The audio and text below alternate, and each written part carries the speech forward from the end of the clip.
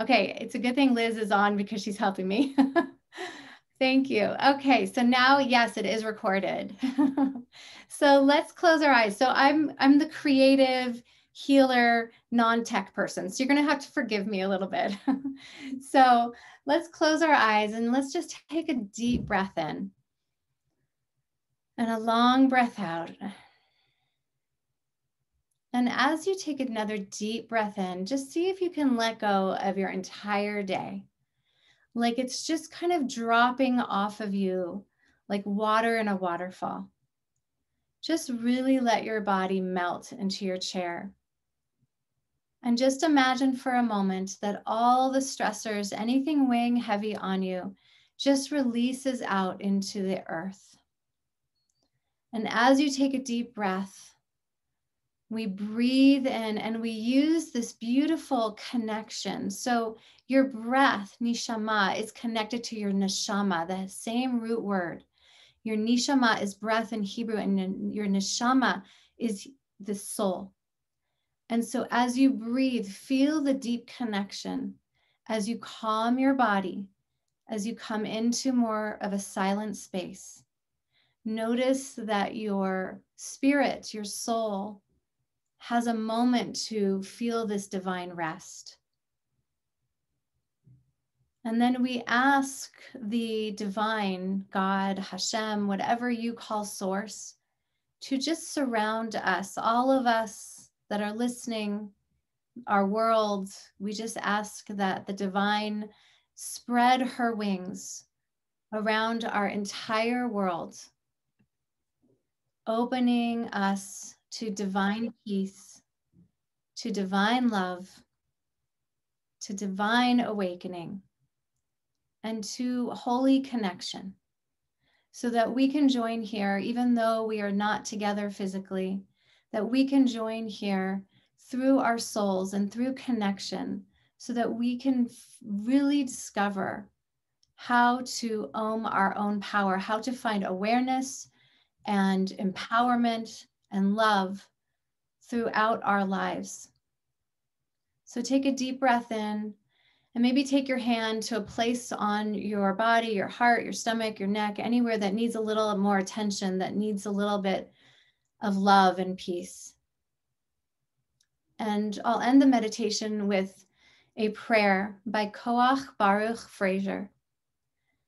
This blessing, we bring down the Shekhinah, the divine feminine presence, to this earth, giving breath and wind and spirit to the holy God within us. May this breath that you're taking, that flows through the lungs of the earth, infuse our bodies, allowing any rage, grief, anxiety, joy, and delight and excitement to flow through us without impediment, letting us feel it, but not getting stuck. May this wind of transformation that is sweeping through the universe right now blow through the trees and the clouds, creating space. May the spirit of truth and justice that lives within us find the courage to cry out, to join in the chorus of our siblings throughout the world. Blessed are you, Shekhinah, the divine feminine presence of Source, and who gives us spaciousness to inhale and exhale our way to freedom. And so then taking a deep breath in and then opening your eyes when you're ready, just to create that sacred space for all of us here. And so what is Omer power? Let's talk about that before we dive into the 7 steps of Omer power. And then in this class, as I said, it's going to be a little experiential, because I want you to experience what it means to go through these 7 steps inside of your body and your spirit. But right now, our world is in a dark night of the soul. You may have been there personally before, if you've lost people, if you've gone through tragedy. Right now, we are in a collective, uncomfortable, scary, insecure place. We need to shed light on what's not working in our lives, in our worlds. And it comes, I'm sure we have all had a range of emotions, right? We've all felt scared. We've all felt isolated. We've all felt anxious. We've all felt those kernels of positivity and joy as well. So I think what's happening is that we are asked by the universe, by source, to get off autopilot, to take inventory of what needs to be conscious in our lives and take a break. I think this year has been in some ways a break from our old world, but this is a new world. We don't know. Our world is so uncertain. We don't know. Are we going to take our masks off? Are we going to ever eat at buffets again? Are we going to ever really be our old selves again? It is really unknown. I wish I could say that we knew the answer, but we don't. And so this question to unsubscribe, to take a great pause, could be a once in a lifetime moment. There's been a massive loss, and we all, I'm sure, have known people, but it's a conscious decision to unscribe to the ways that weren't working in our lives and to decide to live the way that we want. I'm going to go through when we talk and tell you about some of the things that my family and I have done that we never thought we would do before. But ultimately, it's time to shine a light on the work of our healing as a planet, as the earth, as each other, in our souls, in our families, in our relationships. We are starting to see the repair that needs to be done. And now it's our time to communicate and figure out where the healing is and how to turn this darkness somehow into light.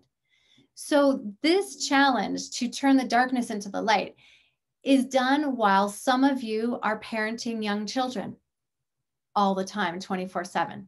Some of you are isolated and completely alone and haven't seen family for 1 year, and everything in between.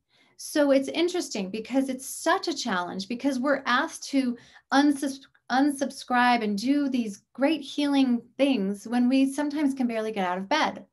So I just want to acknowledge all the levels that we are all in. We are all different souls. We are all going through different things.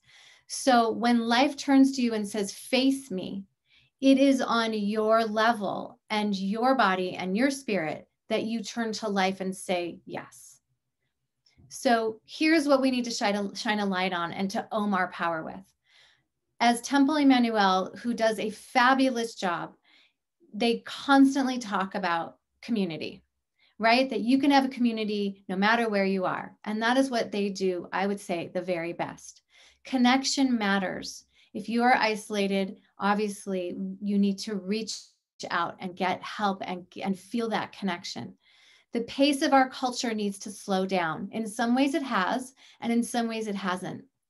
The time is now for listening to our bodies and our spirits on a different level than it ever has been. It's time to break our rules, the routines. It's time to break up with all the old ways that never worked. Because I think what we've all learned is that life is finite. So if you have a dream and you want to own your power, the time is now to own your power. The time is not tomorrow. It is today. No matter if you're 20 or you're 75, you can always do what you always dreamed of doing. It just may be in a different package. So what it is it's this time for the Shekhinah. The Shekhinah, if you haven't heard this word, is the divine feminine presence of God. So the Shekhinah enters where there is darkness, and she finds this calm, guided action. She teaches us how to calm our bodies and our spirits so that we can take calm, guided action. But don't think for a second that the Shekhinah is docile.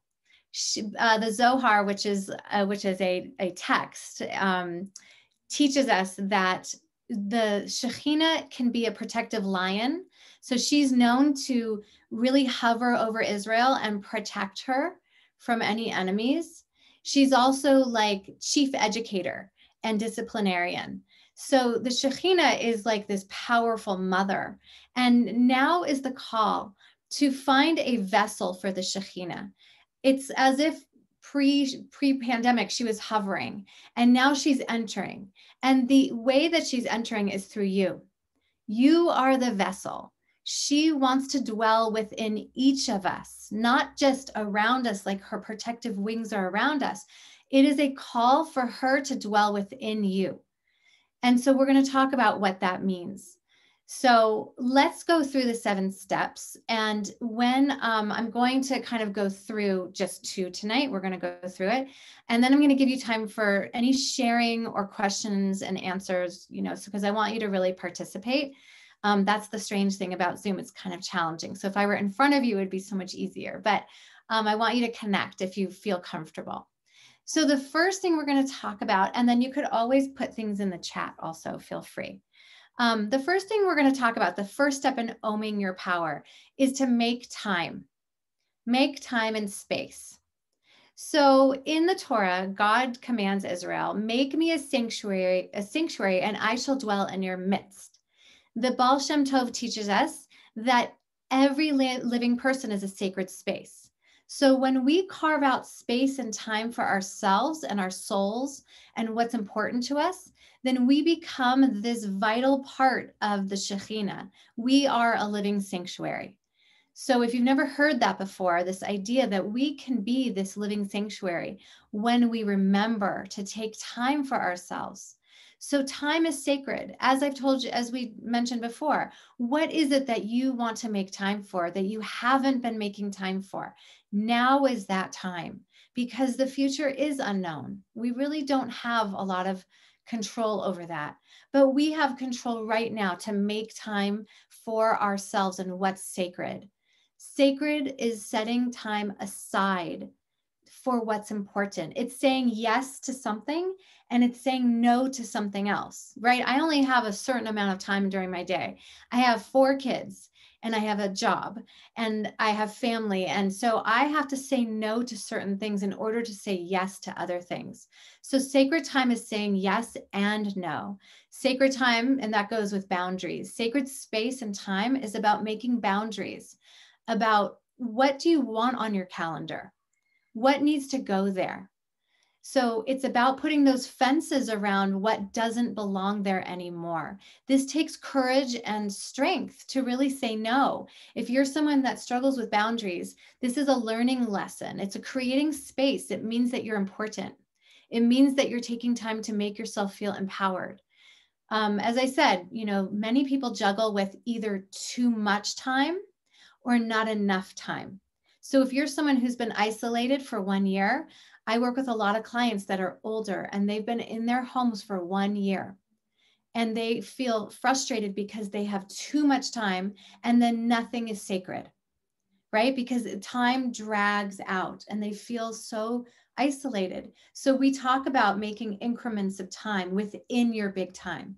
And then for the families, for the parents that are literally drowning in lack of time because there's no time, we talk about really putting boundaries around your sacred time, even if it's 5 minutes. So it really takes courage to make time. The Dalai Lama says we are human beings and not human doings. I love this idea. The Dalai Lama said this, but Wayne Dyer, he passed away, a motivational speaker, and he talks about being a human being. So he takes the Dalai Lama's quote and he says, we are human beings, not human doings. And in the time of COVID, it's the sacred moment to figure out how you can be a human being or a human doing. A human doing is someone that lives from one task to the other. Now, there's nothing wrong with packing your calendar with important things, but when you're not taking a sacred space away from your calendar, away from the to-do list, then you are in your busyness. You're in a busy mode and you're being more of a human doing than a human being.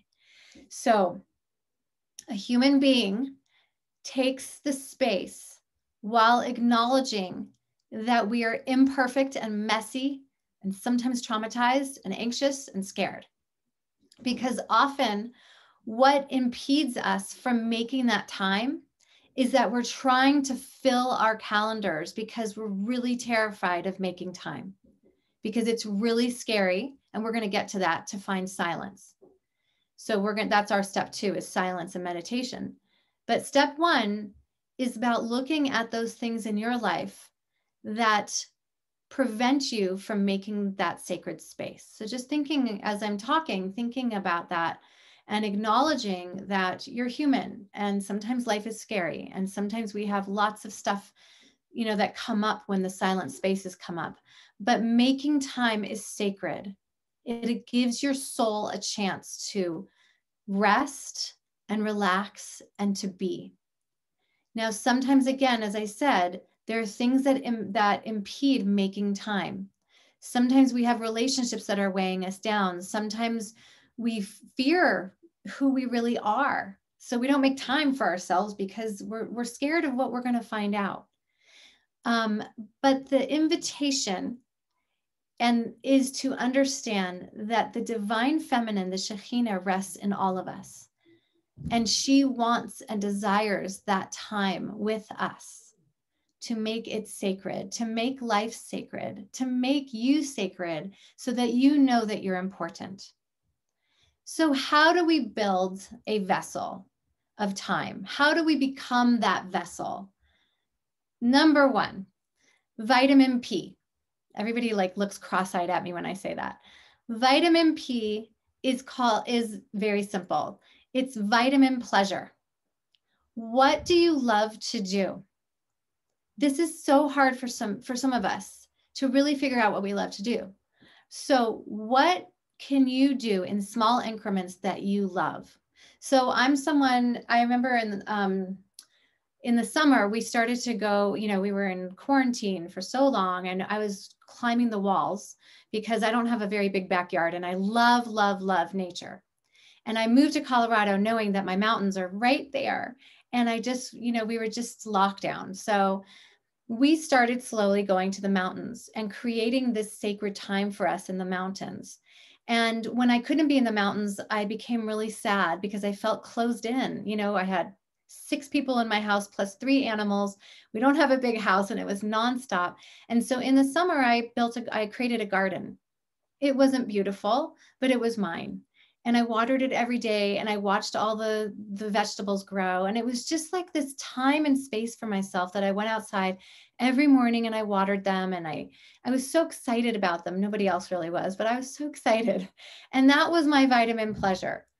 And later on, what we did about 3 months ago was we decided to really own our power and we bought a trailer so that we can have the freedom to explore the mountains and all that it has to offer us. So that was my way of saying life is short. And I really engaged in the vitamin pleasure. But think about what you would do if you engaged in pleasure, what you would do.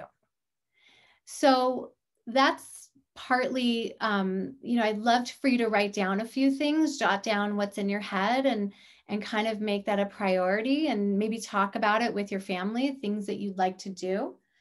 But the remembering is, so when we're creating a sanctuary, is that what can you do that makes you feel like a human being versus a human doing? So when I'm running from one task to the other, I feel like a human doing. When I'm constantly, I even have it here. I always have some kind of piece of paper next to my space. It's usually a lot longer. But I'm always looking at my to-do list. I'm always looking at the things that need to be done. So the invitation when you're building a sanctuary of time is to look at the things that make you feel like a human being. What makes you feel alive? What makes you feel like you can trust yourself, that you can tap into your intuition? What makes you feel like you have more of a quality of life, even if you are stuck in your house? What can you do? What kind of things can you do to make yourself feel like you are more of a human being? So what I'd like to do now is just lead you through a small guided meditation, and then I'm going to talk about rocks and how important rocks are. So this kind of leads into our rocks. So stay with me. Are there any questions? You can unmute yourself and ask any questions if you have any. Anyone? Okay. All right. So let's just close our eyes for a moment. And we're going to practice being human beings. So as you close your eyes, just begin to breathe.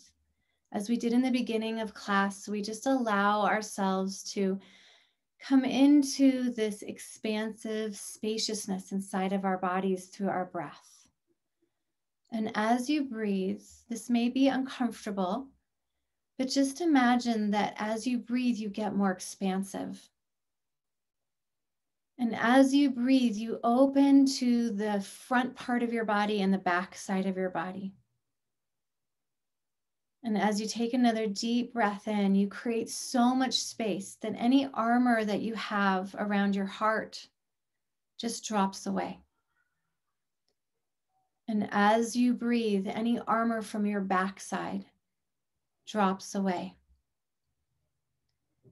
And so pretty soon, this expansiveness just grows around your entire body, opening so wide and so big that you can start to just imagine the divine, the Shekhinah, and her beautiful wings just dwelling around you and inside of you, and this beautiful, beautiful spaciousness just from this time that you're creating now. And then as you feel a little bit more relaxation and openness, imagine that anything you're stressed about drops away. And imagine that any anxiety, anything weighing heavy on your mind drops away. And imagine any fear, any terror, any sadness drops away. And then imagine any behaviors that you use, we all do, anything that you use in excess, alcohol, food, Netflix, anything we do in excess. Just imagine all those things dropping away. And so what you're left with is this beautiful, beautiful space inside of you. This is really who you are. But who are you? Who are you without the anxiety and any stress or depression? Who are you without your fears? It's normal, we all have them. But who are you when you just rest in the heart of your soul, your spirit? Think about what comes to your mind when I ask you the question, who are you? I am love. I am spacious. I am kind. I am giving.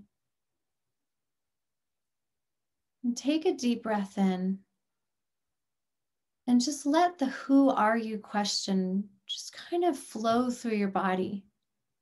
Who are you without the human doing? Who are you when you do make time and space for the things that you love? Even in small increments, who are you? And then take a nice long deep breath in. And as you slowly open your eyes, allow yourself to come to your piece of paper if you have it and a pen. And I'm going to invite you to write out who you are. So you have it on paper. You can put it on your phone, anywhere you want. You don't have to, but if you feel compelled, write out who am I? And then just put whatever words come up.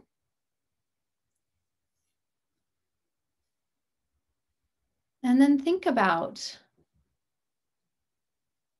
the choice to be who you are, to not get pulled down by life, to create those boundaries. Think about who you are underneath all those physical symptoms, all the worry, all the rushing, all the relationships, maybe all the children. Who are you under the isolation?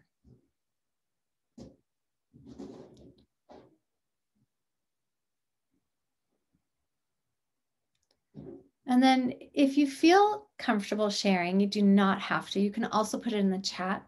I would love to hear who you are, just like 1 or 2 words. So feel free to unmute yourself if you'd like. but there's no pressure.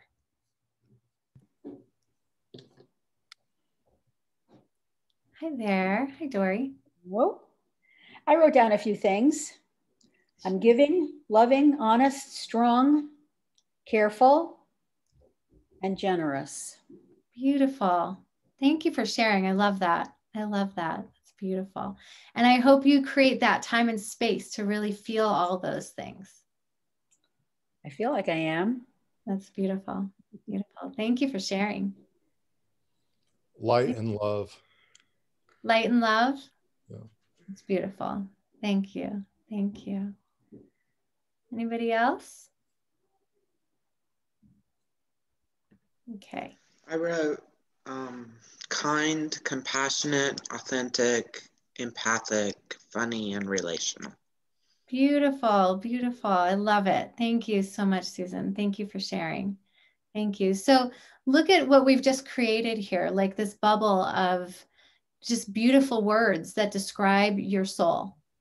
That's what each of you described to me, is when you take the time and space, you and all of us, we remember that we are light and love, that we are compassionate, we are intuitive, we are kind, we are careful, we are loving, we are all those things.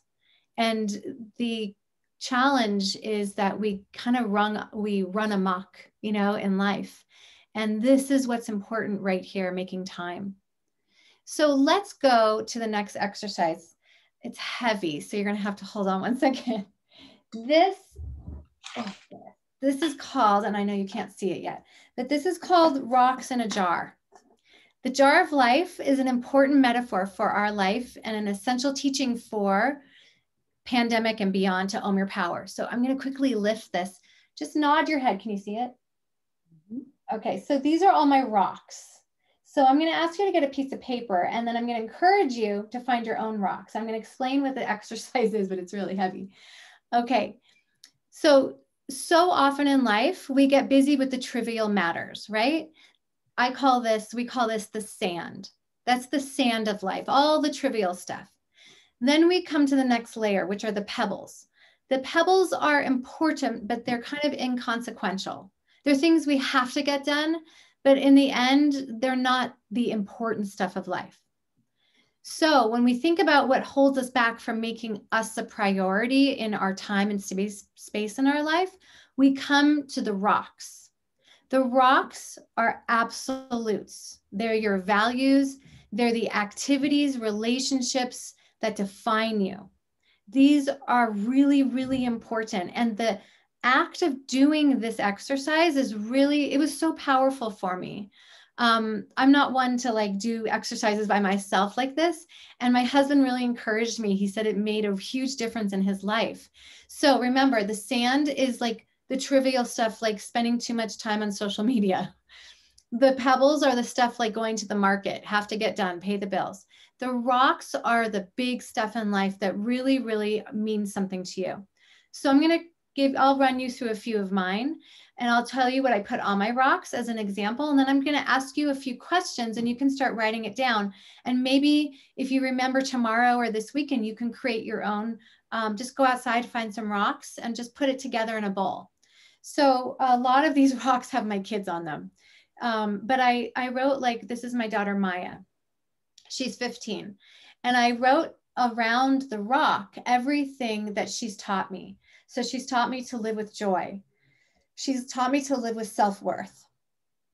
She's taught me to stand for my truth, and taught me to accept myself the way I am. And I'm trying to find something. Okay, so these are the things these are like, I put my animals. And I put all of the animals I've ever had because I love animals. One of my things that I make time for every single day is to take my dog to the Lowry Sports Dam. And he tears through the field and I run after him. And it's like I'm a child again. And that is my every single day. That is what I make time for. A, because I love him. B, because it lights me up. So I wrote a bunch of stuff around that. And then I'll just do one more. I can't get them out. They're so heavy. The last one is, these are all the things that I do with my work. I I think I put like intuitive guidance and psychic ability and divine and shaman healing, like all this stuff that I love to do in my work. And those are my values in my work that I love to do. So think about, okay, so take out your paper, and then we're going to kind of jot down some of the things that would be in your jar. What are the rocks that you would put into your jar? And then in a few minutes, I'll ask another question.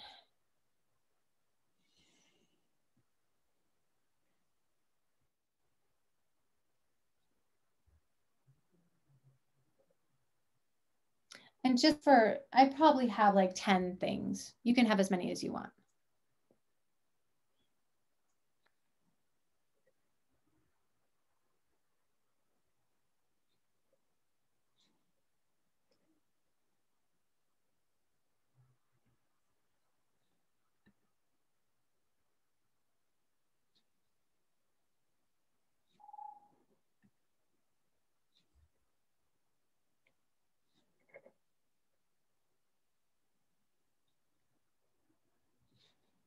And then as you're writing, and you can continue also as the class goes on, just think about, are you making time for these things that are really the values of your life? And how can you make more time for them? You know, in some cases you may be saying, oh, I totally make time for this. And then in other ways you're not. And think about, how can I reduce the pebbles and sand, especially the sand? And how can I say yes to more of the rocks?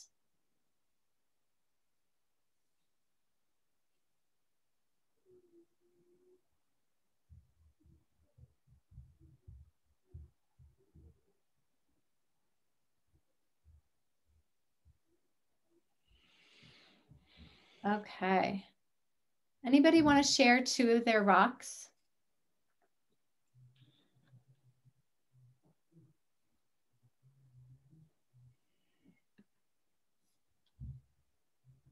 All right. So just think about your rocks and think about how you can make more time for them. And really, you know, maybe before you go to bed tonight, like jot down some more ideas. How can I make more time for my rocks? How can I make more space? And before you go to bed tonight, just kind of think about that and write a few things about it if you feel comfortable, just kind of expressing yourself in how to make more space and time for your rocks.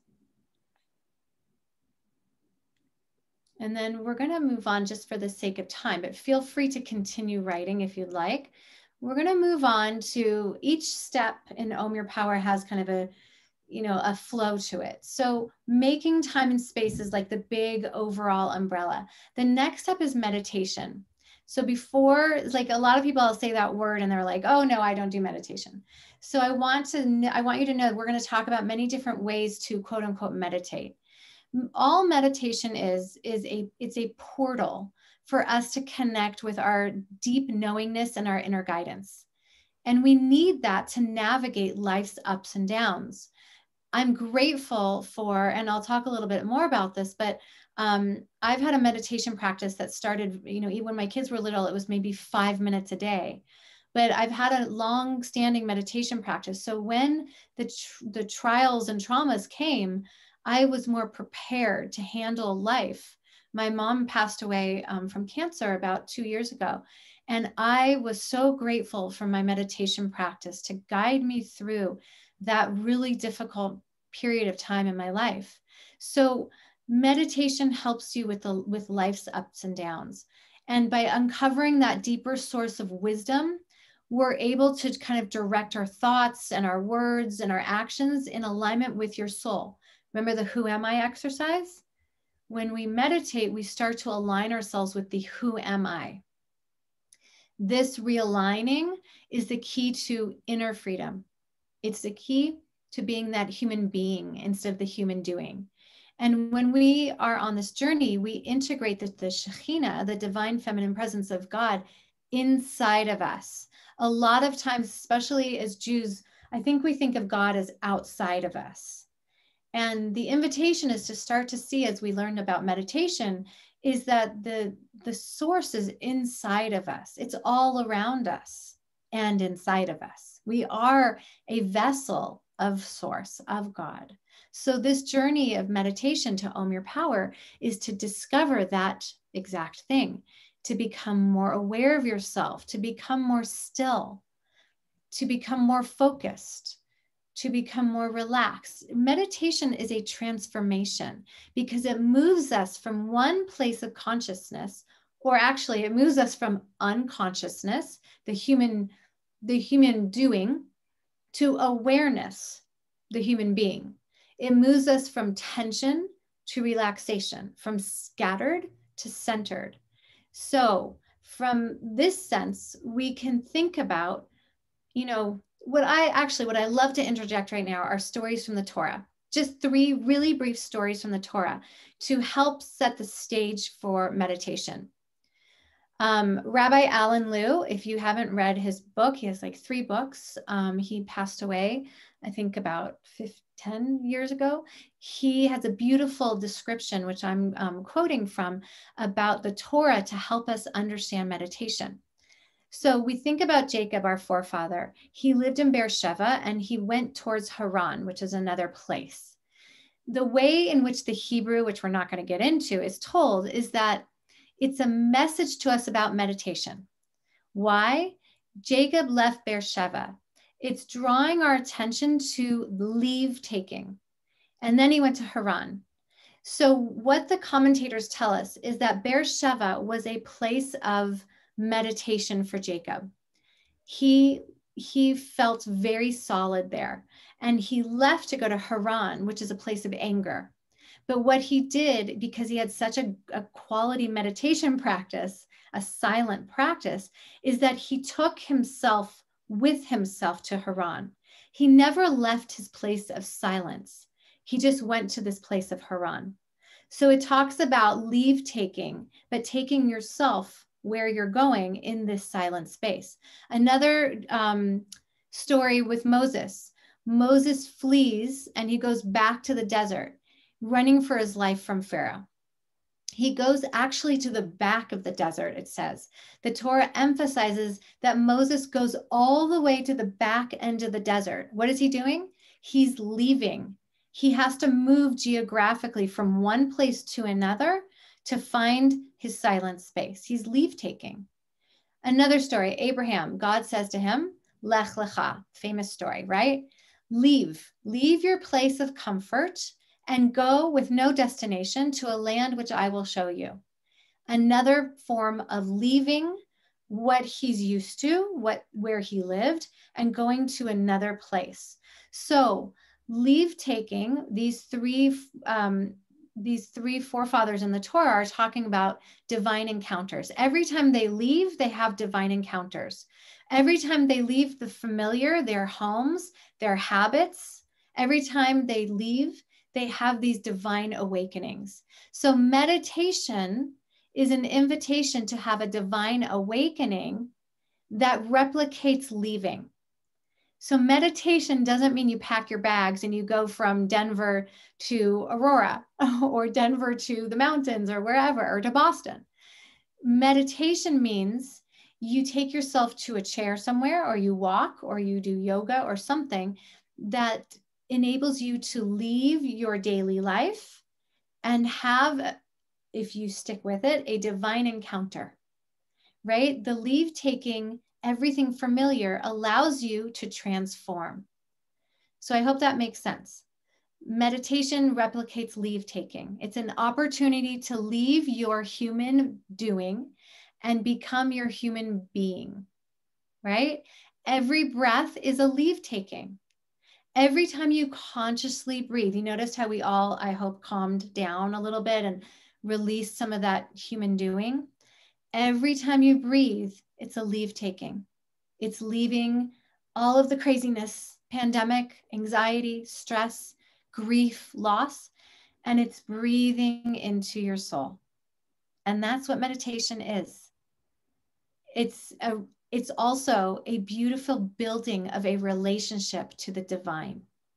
Like I said, when I lost my mom, it was a traumatic loss. And I lost my stepfather 3 months before my mom was passed away. And it was basically a traumatic year. And every time I took a breath, and every time I sat down in my chair to meditate, and sometimes it was crying, and sometimes it was screaming, and sometimes it was joy, every time I was building this relationship to myself and to God and to the Shekhinah herself, because that's what happens when we sit. So in Hebrew, it's called hitbodedut. It's leaving your normal life, and instead of packing your suitcase, it's going inside. It's an inner leave taking. It's a building of a relationship with the divine and leaving the scattered world behind. So as I said, how do you do this? So meditation comes in all packages. Behind me, I don't know if you can see, I have a chair. Nobody sits in my chair. That is my chair. That is where I go every morning. But for a long time when my kids were little, my meditation would be walking my dogs. My meditation would be definitely going to yoga. What is your meditation? What do you find this type of leave taking? Where do you find it? I find it in the mountains. Now I can't always get there, so you have to improvise. Where do you find your leave taking? Stillness and meditation is not complicated. There's no right or wrong way to do it. It's just a matter of doing it. If you need an app, get an app. If you need to walk the dog and do it, just maybe if you want to listen to a guided meditation, anything that speaks to you to get you in this relationship with yourself and the divine. So what I've done is to create a small little space. It's really small. It's off my bedroom. And also what I've done is created a little bit of a, I don't know what you call it, a reminder of meditation. I mean, I guess some people would call it an altar, but I don't really like that word. It's a sacred space. I'm going to show you, but you have to nod your head and see if you can see it. It's heavy, just like my rocks. Okay. Can you see it? Okay. A little bit. Okay. It sits next to my chair, and I have all these things in it that remind me to go inside. So I'll just show you a few things. I have my crystal, my rock, because I work with crystals and rocks. I have my owls because it reminds me of my grandmother. These are my grandmother's, and she passed away right before lockdown. I just made it to her funeral, and the day after we went into lockdown. So I have my wisdom owls, and they remind me of my grandmother. I have a pine cone, and it reminds me that I'm still in nature, that I love nature. And what else? I have a bird because it also reminds me of my grandmother. And then I have a picture of my grandfather because he's one of my ancestors that have passed about 30 years ago. And he reminds me, he's a guide for me, and I feel his presence often. So think about things in your life. You could take rocks, you can take anything that reminds you of quieting your soul. So that's one step. I get this question asked a lot. How do I know that meditation is working? So meditation, Rabbi Rami Shapiro says that meditation is working if it broadens your sense of connection and enhances your capacity for compassion. The deeper your meditation is, the broader your sense of connection to the entire world. The broader your sense of connection, the greater your capacity for compassion. It's a circle. Then you know that your meditation is working, right? So let's talk a little bit about how to find silence in the busy world. And I recognize we're almost done. I could go on and on, but I want to leave room for questions. There's Rabbi Nachman, if you've heard of him, he was a big proponent of hitbodedut. And he said that meditation is also combined with prayer. That what he used to do is that he went out in nature and he would pour his heart out to God, speaking out loud everything that he has ever felt. And so there's so many ways to meditate. So often people think that they have to be quiet. But one form, what Rabbi Nachman teaches us, one form of meditation is to speak out loud. Why? Because think about this. Your breath, as I said in the beginning, is connected to your neshama, your soul. In order to speak, you have to use your breath. So the active part of speaking is the, I lost my train of thought. The active part of speaking is the connection to your soul. So when you speak, you're connecting to your breath, which connects to your soul. Speech is a holy action. So often in meditation, people will use meditation as a space for prayer. And prayer is, I love what Rami Shapiro says about prayer. Prayer is this. Prayer is a conversation in the middle of meditation between your smaller self and your larger self. Your larger self or your higher self is connected to the divine. Your smaller self is that one that's like competitive and jealous. It's your lower self. It's the personality. But when your smaller self speaks to your larger self and they combine, and your smaller self verbalizes all its fears and its hopes and its all the scary stuff, all its jealousies and angers, then your larger self can listen and find compassion and oneness. I love that idea of prayer and meditation. So prayer and meditation is your lower self and your higher self and the source, all three together in union, in oneness. And when you know meditation is working is when you feel more whole. When you feel broken, but you know you're on your path to wholeness because you're talking, you're using your speech.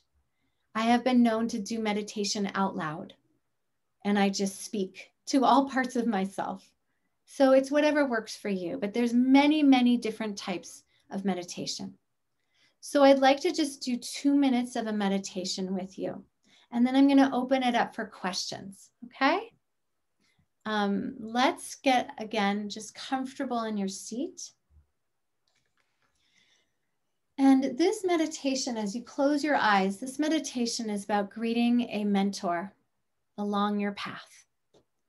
So just take a deep breath in, and you've gone through this whole class, and hopefully some of that armor has dropped, and you've created some ways and ideas that you're going to be more of a human being and create space and time for yourself and open to your higher self and your lower self. And imagine you're taking a walk along a beautiful path.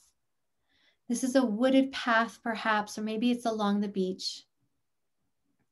And as you come along this path, you notice with the sun beating down on your shoulders and the birds chirping in the wind, and you just feel so at peace.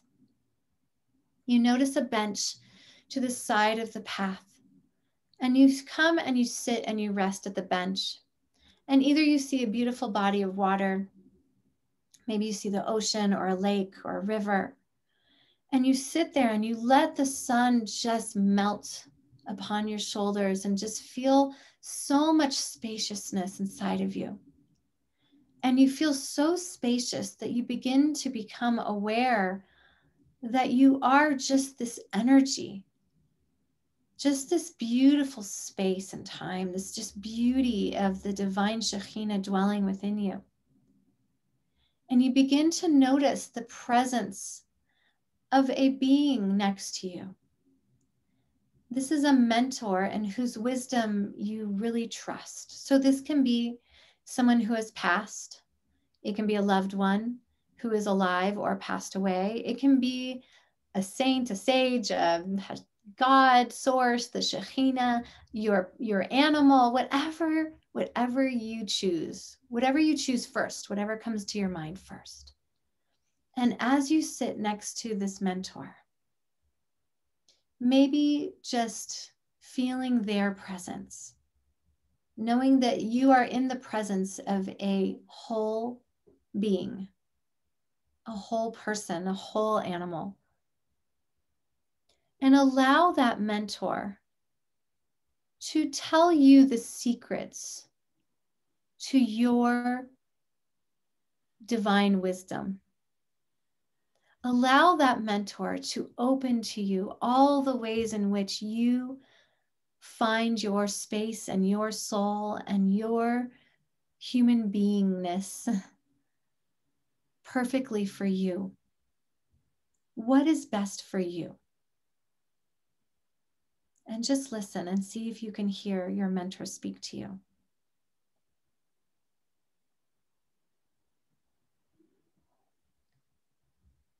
And begin to notice if they have any other messages, because what you've done is you've created this divine silent space inside of you that allows for the soul to fly. And so in this divine connection with your mentor, just ask your mentor, are there any other wisdom messages for me? Any other ways of being, any other messages of love that you have for me now?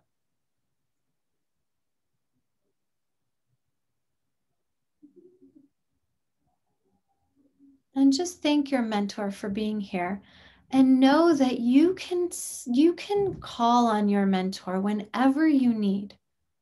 This is the beauty of meditation, to be able to call upon your guide, your mentor, to give you guidance and let you know that you are never alone on this journey.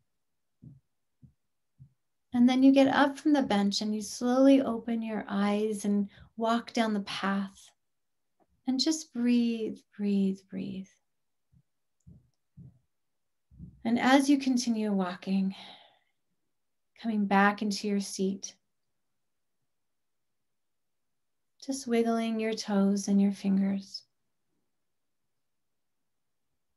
And just allow yourself, if you received messages, and if you didn't, there's no judgment. You can always come back to this space whenever you feel comfortable. And just allow yourself to come back in and open your eyes when you're ready.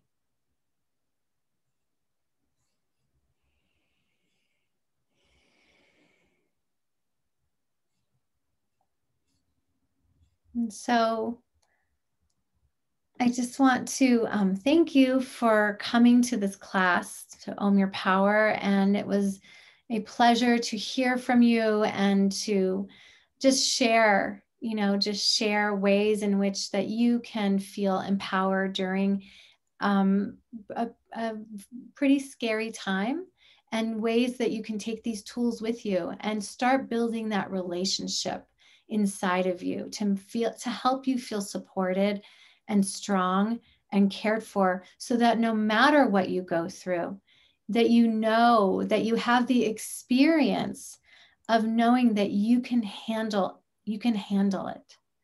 So I just wanted to open it up. If you do want to unmute yourselves, that would be great. And if there's any questions, comments, or thoughts, I would welcome that. No pressure. Mm-hmm. Well, I'll start if I may. Mm-hmm. I have in the past made more of an effort to meditate.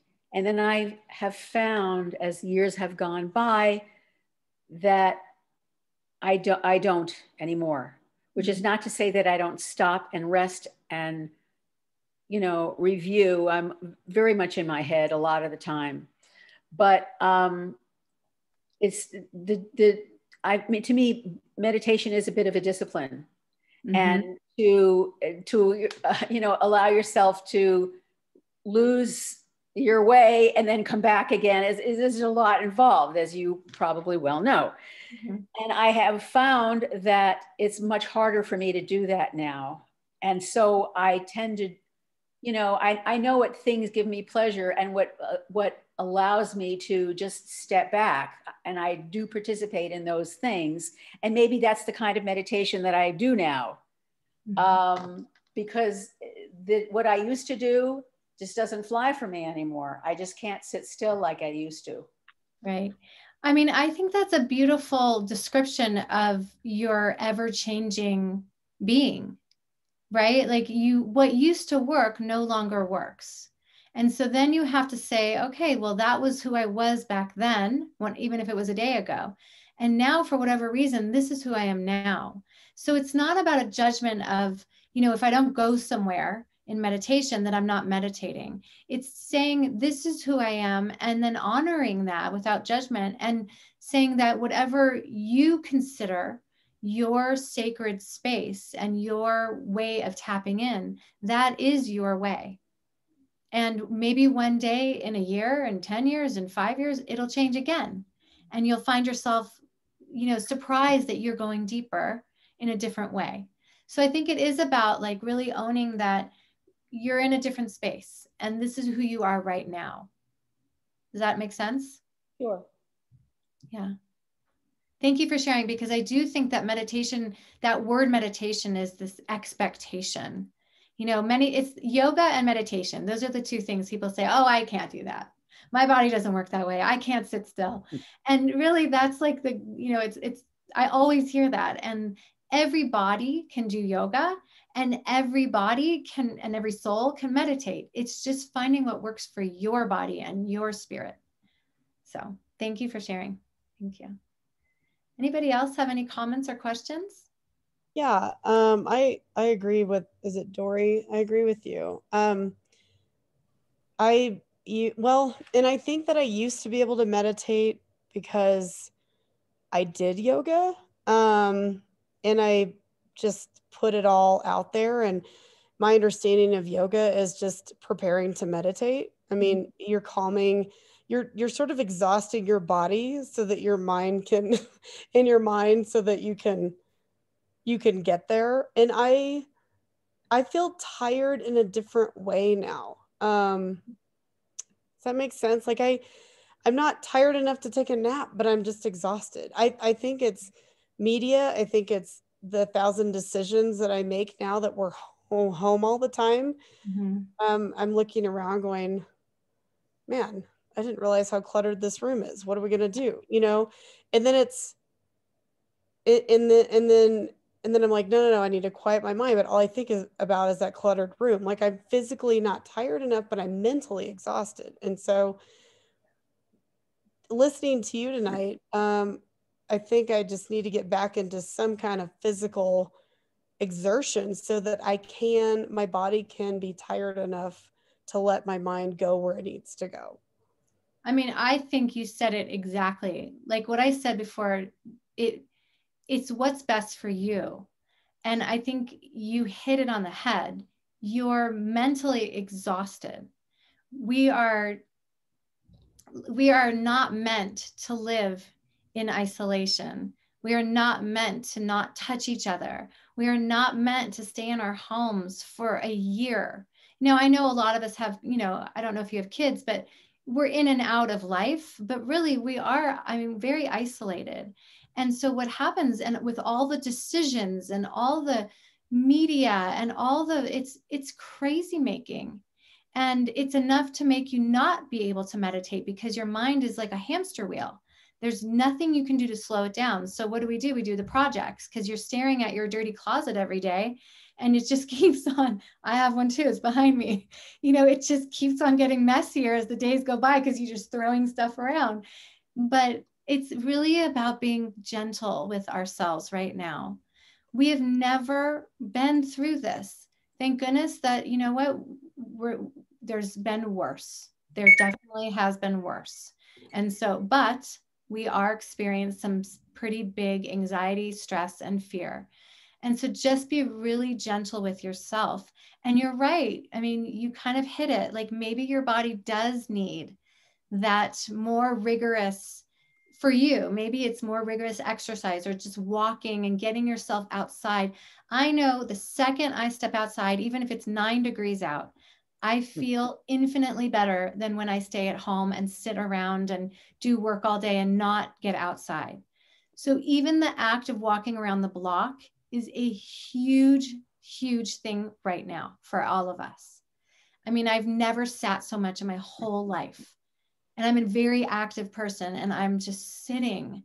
And it's really important to just, you're right, get your physical body moving, because I think your mind can slow down.